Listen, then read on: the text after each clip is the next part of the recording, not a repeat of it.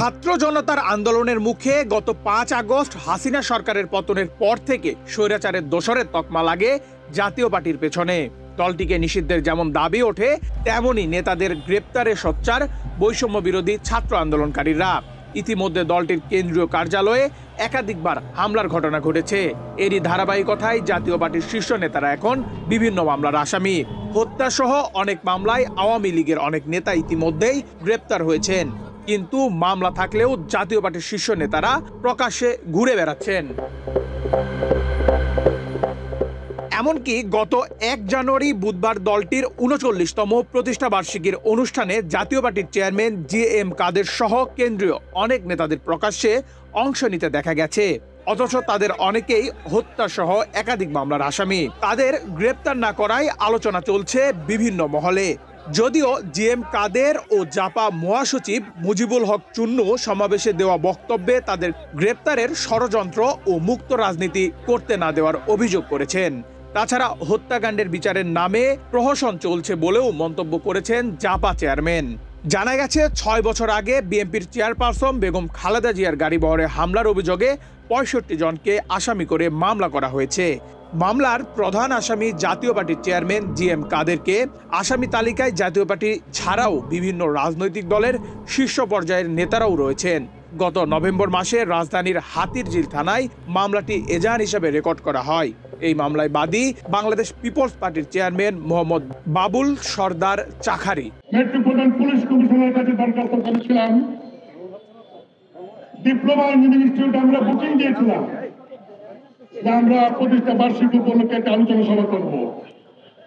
আমাদেরকে মৌখিকভাবে অনুমতি দেওয়া হয়েছিল, আমরা প্রস্তুতি নিয়েছিলাম, কিন্তু গতকালকে সন্ধ্যার পর আমাদেরকে বলা হলো আমরা সেই সভা করতে পারবো না।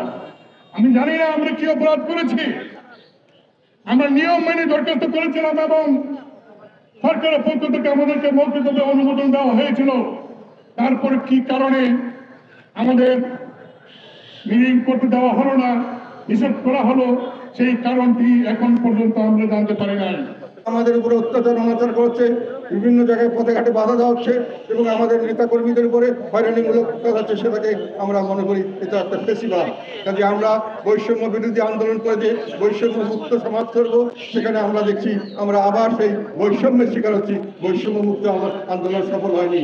আবার দেখতে পাচ্ছি যে ফেসিবাদকে আমরা ধ্বংস করার জন্য এত 70-99% মানুষ এক হয়েছিল, সেই ফেসিবাদ আবার মাথা চালা দিয়ে উঠছে। নব্য ফেসিবাদ এবং নব্য আমার বৈষম্য আবার আমরা দেখতে পাচ্ছি এবং আবার একটি সামনে মুক্তিযুদ্ধের জন্য হয়তো সেই 50% মানুষ হয়তো এখন অপেক্ষা করছে এবং এটা হয়তো সামনের দিকে অবশ্যম্ভাবী হয়ে উঠছে যতদিন যাচ্ছে আমরা দেখতে পাচ্ছি।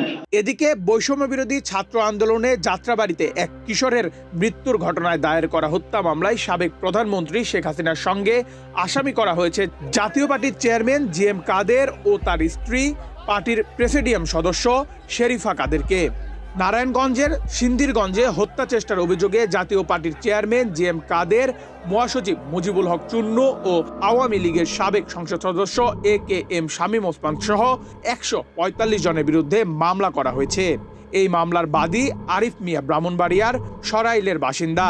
তিনি নারায়ণগঞ্জের ফতুল্লার রঘুনাথপুর এলাকায় বসবাস করেন। জাতীয় পার্টির বিভিন্ন মামলার আসামিদের বুধবার প্রকাশ্যে রাজপথে মিছিল সহ সমাবেশে যোগ দিতে দেখা গেছে। তাদের মধ্যে রয়েছেন দলটির চেয়ারম্যান জি.এম. কাদের, তার স্ত্রী শেরিফা কাদের, এ.বি.এম. রুহুল আমিন হাওলাদার, মুজিবুল হক চুন্নু সহ অনেকেই। নেহাল আহমেদ প্রান্ত, বাংলাদেশ প্রতিদিন।